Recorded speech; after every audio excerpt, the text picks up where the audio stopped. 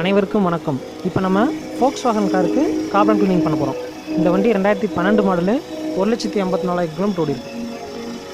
என்ன கம்ப்ளைண்ட் வந்துருக்காங்கன்னு பார்த்தோம்னா, பிக்கப் கம்மியாக இருக்குது, at the same time black smoke வருது அப்படின்னு சொல்லிட்டு வந்திருக்காங்க.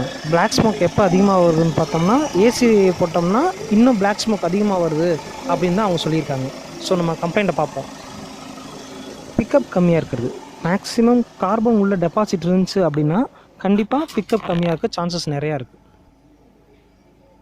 பிளாக் ஸ்மோக் மெனி ரீசனால் பிளாக் ஸ்மோக் வர சான்ஸ் இருக்குது. ஃபஸ்ட்டு கார்பன் டெபாசிட், இன்ஜினில் கார்பன் டெபாசிட் ஆக ஆரம்பிச்சிச்சு அப்படின்னா நாளடைவில் கண்டிப்பாக பிளாக் ஸ்மோக் வர சான்சஸ் அதிகமாக இருக்குது. அதுக்கப்புறம் டர்போவில் ஏதாவது வேலை இருக்குது அப்படின்னாலும் கண்டிப்பாக பிளாக் ஸ்மோக் வர சான்ஸ் இருக்குது.